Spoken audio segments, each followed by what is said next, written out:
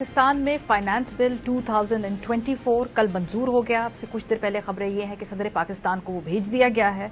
अब उसमें वो दस्तखत हो जाएंगे और जल्द ही वो बिल जो है हम सब पे अप्लाई होगा।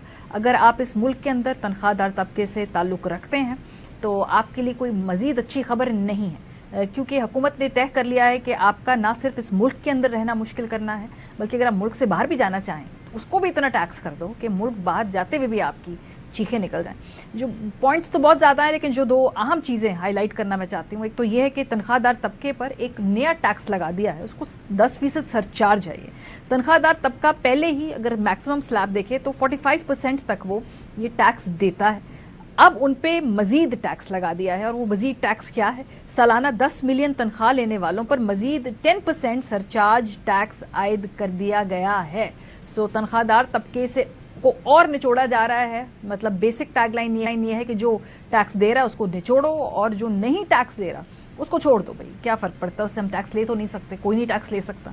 अच्छा, अगर आपने तय किया कि आप मुल्क से बाहर जाना चाहते हैं तो वो भी आसान नहीं है इतना आपके लिए, उस पर भी ठहर जाए, उस पर भी टैक्स है। 1 जुलाई से बैरूने मुल्क सफर करने वालों पर एक नया टैक्स आयद होगा। कम से कम टैक्स 12,500 रुपए है। अभी डिपेंड करता है आप किस जगह जा रहे हैं, आप कौन सी क्लास की टिकट ले रहे हैं, और ज्यादा से ज्यादा जो टैक्स है 3.5 लाख रुपए तक वो जा सकता है, डिपेंडिंग के आपके जो टिकट है वो कहाँ की है, किस मुल्क की है, किस वक्त पे बुक कर रहे हैं, और क्या बिजनेस क्लास है तो जाहिर सी बात है टैक्स ज्यादा है। इस मुल्क में पैसे क्यों बना रहे हैं आप? भाई आप फौरन से पहले हमें टैक्स दीजिए। सो मुल्क में रहना, मुल्क से जाना, दोनों आपके लिए दुश्वार से दुश्वार तरीन होता जा रहा है। अच्छा, बड़ी एक दिलचस्प एग्जाम्पल आपको देंगे कीनिया की। कीनिया के कोई वैसे अच्छी मिसालें वहां से आती नहीं है। हमारे दोस्त अरशद शरीफ साहब के बाद से तो कीनिया को हम कोई इतना अच्छे अल्फाज में याद नहीं करेंगे, लेकिन कीनिया ने कमाल का काम किया। कीनिया में ये हुआ जी कि एक फाइनेंस बिल हुकूमत ने पास किया। वो फाइनेंस बिल वहां की नौजवान तबके ने एहतजाज करके उसको ओवरटर्न करवाया। किसी सियासी जमात की सरपरस्ती में ये काम नहीं हुआ। मशरकी अफ्रीका के मुल्क केनिया में मई के तीसरे हफ्ते में सालाना बजट पेश हुआ, जिसमें $2.4 अरब की इजाफी रकम इकट्ठा करने के लिए भारी टैक्सेस लगाए गए। 15 जून से कीनिया की पार्लियामेंट में फाइनेंस बिल 2024 पर बहस का आगाज हुआ तो मुल्क के दारुल हुकूमत नैरोबी समेत दीगर बड़े शहरों में इस बिल के खिलाफ मुजाहरे शुरू हो गए। 25 जून को जब कीनिया की पार्लियामेंट ने मुल्कगीर एहतजाजी मुजाहरों के बावजूद नए टैक्स नाफिज करने की मंजूरी दी तो पुरअमन एहतजाज पुरतशद्दुद हो गया और मुजाहिरीन ने पार्लियामेंट की इमारत पर हमला किया, जहां तोड़ फोड़ के बाद पार्लियामेंट के हिस्से को आग भी लगाई गई। अल जजीरा के मुताबिक कीनिया में पुरतशद्दुद मुजाहिरों में अब तक 22 शहरी जाँ बहक, जबकि 200 से ज्यादा जख्मी हो चुके हैं। पुरतशद्दुद मुजाहिरों के बाद पार्लियामेंट से मंजूर होने वाला फाइनेंस बिल 2024 कीनिया की हुकूमत ने वापस लेकर नजरसानी और तरामीम के लिए पार्लियामेंट को भिजवा दिया है। बीबीसी के मुताबिक कीनिया में हालात अब मामूल पर आ चुके हैं। तमाम मुजाहिरीन अपने साथियों के जाँ बहक होने पर कीनिया के सदर विलियम रूटो से इस्तीफे का मुतालबा कर रहे हैं और दीगर बुनियादी इस्लाहात में तब्दीली जाते हैं। टैक्स लगाया क्या था कीनिया में, जिसके ऊपर अवाम इतने ज्यादा जो है इनरेज्ड होकर सड़कों पर आ गए? बुनियादी अशिया पर टैक्स था जी। बिल में इब्तदाई तौर पर रोटी पर 16% टैक्स लगाया, और कुकिंग ऑयल और इस तरह की जो खाने पीने की जो बेसिक चीजें थी उन पर 25% तक ड्यूटी लगा दी, जो जाहिर सी बात है लोग उसको बर्दाश्त नहीं कर सके। गाड़ियों पे नया टैक्स लगा दिया, ये भी लोगों के लिए तशवीशनाक था। लेकिन जो सबसे ज्यादा प्रॉब्लमैटिक, सबसे ज्यादा जो इसमें अफेक्ट कर रहा था वो था डिजिटल मसनूआत पर टैक्स, जिसने वहां पर जो उनके कंटेंट क्रिएटर्स हैं, उनका सोशल मीडिया, उनके जो डिजिटल वॉरियर्स हैं या जो भी कहें, वहां के डिजिटल दहशतगर्दों को बहुत ज्यादा परेशान किया। बिल में डिजिटल मसनूआत बशमूल मोबाइल फोन, कैमरे, रिकॉर्डिंग के सामान पर नया टैक्स लगाया गया था। फाइनेंस बिल में कम से कम जो अस्पताल हैं, स्पेशलाइज्ड अस्पतालों पर टैक्स लगा दिया। हमारे यहाँ पर भी लाइफ सेविंग ड्रग्स के ऊपर जो टैक्स है वो लगाया गया है। नया दरामदी टैक्स भी लगाया जा रहा था, यानी कि टैक्सों की भरमार थी। वहां के जो प्रेसिडेंट थे वो बड़े कॉन्फिडेंट थे, उनका ख्याल था हम टैक्स लगाए हैं तो क्या फर्क पड़ेगा, लोग हमारा क्या बिगाड़ लेंगे। लेकिन फिर लोग सड़कों पर आए, और फिर हमने देखा कि चंद ही दिनों बाद, यानी कि 18 जून और 26 जून के बीच में 7 दिनों में, पहले वहां के सदर क्या कहा करते थे टैक्सेस के हवाले से, और फिर 26 जून को जब आवाम सड़कों पर आई तो उन्होंने क्या कहा, जरा सुनिए।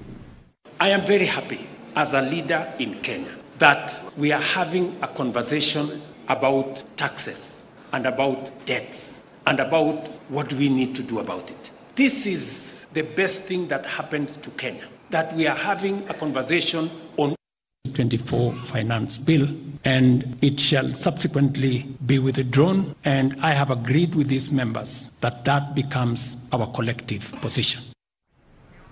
कीनिया के सदर ने हार मान के ये टैक्सेस वापस ले लिए। ये शुरू कैसे हुआ? ये पूरी दुनिया में जनरेशन जी, जिसकी हम बार बार बात करते हैं, ये वर्ल्ड ऑर्डर को चैलेंज कर रहे हैं, पुराने हालात को चैलेंज कर रहे हैं। वो खुश नहीं है अपने हालात से और वो तब्दीली चाहते हैं, और अपनी तब्दीली के बारे में वो बहुत वोकल है। ये खाली पाकिस्तान नहीं, अमेरिका नहीं, दुनिया में अक्सर जगह पे ऐसे हो रहा है। गालिबन कीनिया में भी जो जनरेशन जी है वो तंग थी अपने हालात से, तो उन्होंने क्या किया? उन्होंने एक कैंपेन का आगाज किया। 14 जून को केन्या के सहाफी, जिनके अकाउंट का नाम है द पीपल्स वॉचमैन, उन्होंने हुकूमत के फाइनेंस बिल 2024 के खिलाफ एक्स पर मुहिम का आगाज किया, जो एक एहतजाजी ट्वीट तहरीक के अंदर तब्दील होता हुआ हमें नजर आया। और हमने देखा कि लोगों ने वहां से शुरू किया। उन्होंने कहा कि जी हैशटैग बनाएं, एडिटोरियल्स भी लिखे गए, फिर डिजिटल एक्टिविज्म किया गया, और फिर देखा कि लोग जो हैं इस बिल के नतीजे में बाहर है। तो उन्होंने सोशल मीडिया को इस्तेमाल करते हुए, नौजवानों ने, बाय द वे किसी पॉलिटिकल पार्टी की सरपरस्ती नहीं थी, ये उनकी अपनी एक इस हवाले से एक तहरीक थी जिस पर उन्होंने अमल करते हुए ये अपनी खुद जो सपोर्ट है उसको इकट्ठा किया और उसके बाद बिल को ओवरटर्न करवाया। कहने का मकसद ये नहीं है कि आप इंतशार की तरफ जाइए या आप जो हैं इस तरह की टैक्टिक्स से इंस्पायर हो जाएं, पाकिस्तान में भी करें। बात सिर्फ ये है कि लोगों के पेशेंस को इतना टेस्ट ना कीजिए। पाकिस्तान के अंदर middle class, salaried class already बहुत ज़्यादा टैक्स दे रही है। उनके ऊपर इजाफी सरचार्ज जब आप लगाएंगे तो आप एक सिस्टम को इस तरफ धकेल रहे हैं कि जो लोग टैक्स नेट में आए हैं वो पछताएं कि हमने क्यों टैक्स के लिए अपना जो है अपने आप को रजिस्टर करवाया, और जिनको जरा सा इंसेंटिव भी हो कि शायद हम टैक्स देना चाहते हैं या उसको फाइल करना चाहते हैं, ऐसे खौफनाक प्रोसेस के बाद वो इसकी तरफ रागिब ना हो। और जो बिजनेस क्लास है, जो छोटे बिजनेस ओनर्स हैं, ये भी हो सकता है कि वो उसके इर्द गिर्द सर्कमवेंट करें और कोई ना कोई नई जुगाड़ निकालें। जुगाड़ का लफ्ज हम पाकिस्तानी इस्तेमाल करते हैं और बहुत जुगाड़ करते भी हैं, तो इन टैक्सेस के इर्द गिर्द भी कोई ना कोई जुगाड़ निकालेंगे। निजाम को, लोगों को इंसेंटिव देना चाहिए कि वो टैक्स नेट में ज्यादा से ज्यादा शामिल हों। जो शामिल नहीं होते हैं, जिनसे आप टैक्स नहीं ले सकते हैं, जिनकी आपकी कैपेसिटी नहीं है, या वो इस मुल्क की एलीट है, या वो इस मुल्क के अंदर टैक्स नहीं दे सकते या नहीं देना चाहते, उनका कोई कुछ नहीं बिगाड़ सकता। लेकिन जिन्होंने किसी भी लम्हे में गुड लॉ अबाइडिंग सिटीजन होने के नाते अपने आप को ना कि सिर्फ रजिस्टर कराया एज ए टैक्स पेयर, अपना टैक्स फाइल भी करते हैं, उनके लिए इतना मुश्किल ना कर दीजिए कि कल को वो उस गलती पे पछताएं जहां उन्होंने टैक्स के लिए अपने आप को क्यों रजिस्टर करवाया और टैक्स फाइलर वो क्यों बने। सो ये बज़ाहिर साफ साफ नजर आ रहा है कि इस मुल्क के अंदर मिडिल क्लास की कमर जो पहले से तोड़ी हुई है, उसको मजीद नीचे धकेल के वो हमारी जो है गुर्बत के नीचे उनको धकेला जाए, और जो गुर्बत के नीचे ऑलरेडी हैं, पता नहीं वो कैसे गुजारा कर रहे हैं, कैसे गुजारा करेंगे। और आई डोंट नो कैसे नींद आती है रात को लोगों को ये जानते हुए कि इस मुल्क का इशराफिया अयाशी कर रहा है किसके पैसों पे? मिडिल क्लास और लोअर क्लास के पैसों।